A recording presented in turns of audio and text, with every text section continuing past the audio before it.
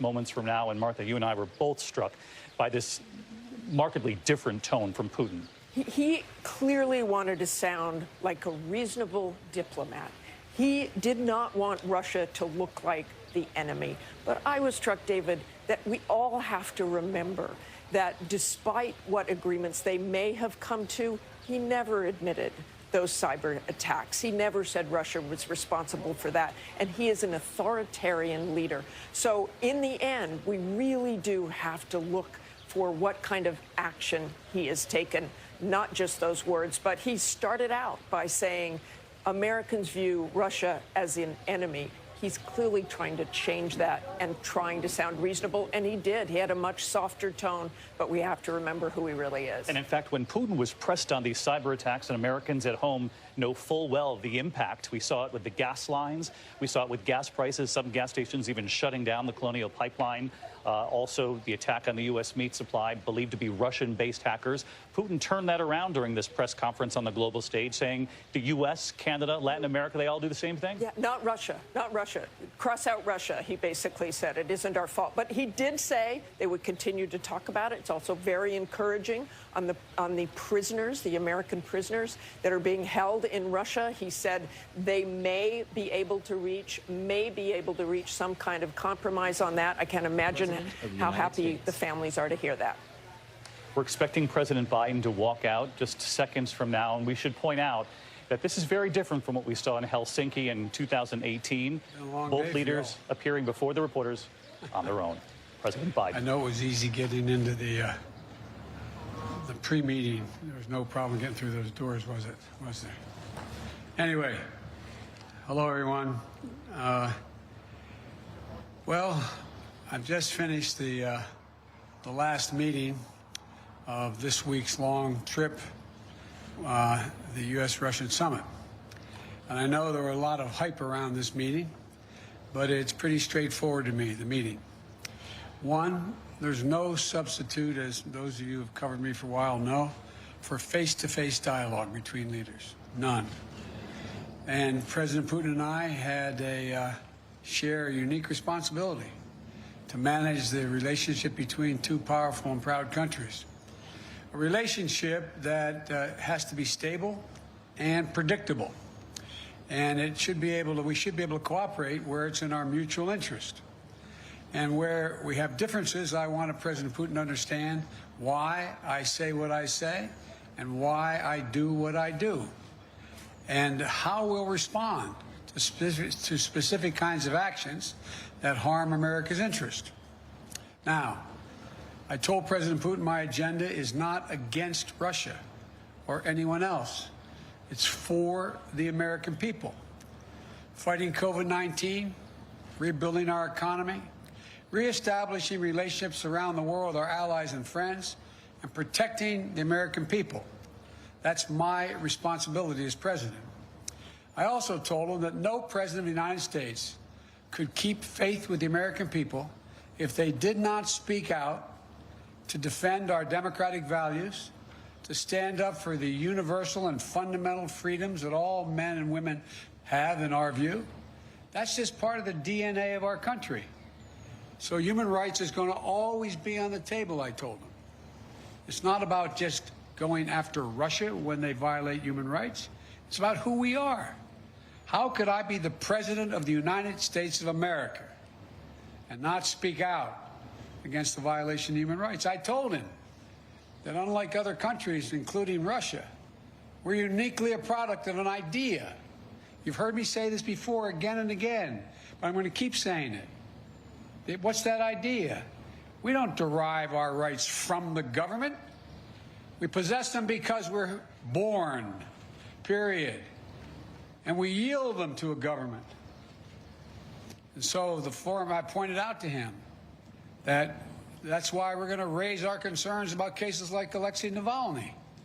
I made it clear to President Putin that we'll continue to raise issues of fundamental human rights, because that's what we are. That's who we are. The idea is we hold these truths self-evident, that all men and women, we haven't lived up to it completely, but we've always widened the arc of commitment and included more and more people.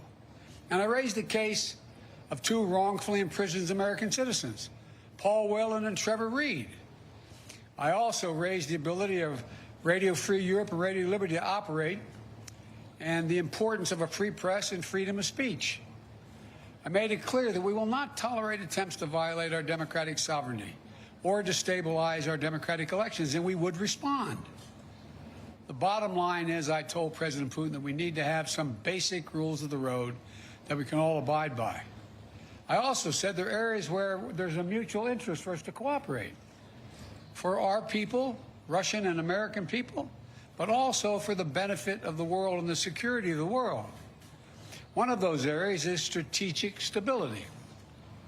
You asked me many times, what was I going to discuss with Putin before I came? I told you I only negotiate with the individual, and now I can tell you what I was intending to do all along. And that is to discuss and raise the issue of strategic stability and try to set up a mechanism whereby we dealt with it. We discussed in detail the next steps our country should take on arms control measures, the steps we need to take to reduce the risk of unintended conflict. And I'm pleased that you agreed today to launch a bilateral strategic stability dialogue. Diplomatic speak for saying get our military experts and our diplomats together to work on a mechanism that can lead to control of new and dangerous and sophisticated weapons that are coming on the scene now, that reduce the times of response, that raise the prospects of accidental war. And we went into some detail of what those weapon systems were. Another area we spent a great deal of time on was cyber and cybersecurity. I talked about the proposition that certain critical infrastructure should be off limits to attack, period, by cyber or any other means. I gave them a list. If I'm not mistaken, I don't have it in front of me, 16 specific entities, 16 defined as critical infrastructure under U.S. policy, from the energy sector to our water systems. Of course, the principle is one thing. It has to be backed up by practice. Responsible countries need to take action against criminals who conduct ransomware activities on their territory. So we agreed to task experts in both our countries to work on specific understandings about what's off limits and to follow up on specific cases that originate in other countries, in either of our countries. There's a long list of other things we spent time on, from the urgent need to preserve and reopen the humanitarian corridors in Syria so that we can get food, just simple food and basic necessities, to people who are starving to death. How to build it and how it is in the interest of both Russia and the United States to ensure that Iran does not acquire nuclear weapons. We agreed to work together there because as much as Russia's interest is ours. And to how we can ensure the Arctic remains a region of cooperation rather than conflict. I caught part of President Putin's press conference, and he talked about the need for us to be able to have some kind of modus operandi where we dealt with making sure the Arctic was, in fact, a free zone. And to how we can each contribute to the shared effort of preventing the resurgence of terrorism in Afghanistan. It's very much in the interest of Russia not to have a resurgence of terrorism in Afghanistan. There are also areas that are more challenging. I communicated the United States' unwavering commitment to the sovereignty and territorial integrity of Ukraine. We agreed to pursue diplomacy related to the Minsk agreement. And I shared our concern about Belarus. He didn't disagree with what happened. He just has a different perspective of what to do about it. But I know you have a lot of questions, so let me close with this. It was important to meet in person, so there can be no mistake about or misrepresentations about what I wanted to communicate. I did what I came to do. Number one, identify areas of practical work our two countries can do to advance our mutual interest and also benefit the world. Two, communicate directly that the United States will respond to actions that impair our vital interest or those of our allies. And three, to clearly lay out our country's priorities and our values so he heard it straight from me. And I must tell you, the tone of the entire meetings, I guess it was a total of 4 hours, was good, positive. There wasn't any strident action taken. Where we disagreed, I disagreed, stated where it was. Where he disagreed, he stated. But it was not done in a hyperbolic atmosphere. That is too much of what's been going on. Over this last week, I believe, I hope, the United States has shown the world that we are back, standing with our allies. We rallied our fellow democracies to make concerted commitments to take on the biggest challenges our world faces.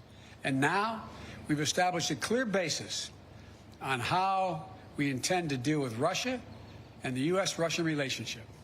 There's much more work ahead. I'm not suggesting that any of this is done. We've gotten a lot of business done on this trip. And before I take your questions, I want to say one last thing. Folks, look, this is about how we move from here. I listened to, again, a significant portion of what President Putin's press conference was. And as he pointed out, this is about practical, straightforward, no-nonsense decisions that we have to make or not make. We'll find out within the next 6 months to a year whether or not we actually have a strategic dialogue that matters. We'll find out whether we work to deal with everything from release of people in Russian prisons or not. We'll find out whether we have a cybersecurity arrangement that begins to bring some order. Because look, the countries that most are likely to be damaged, failure to do that, are the major countries.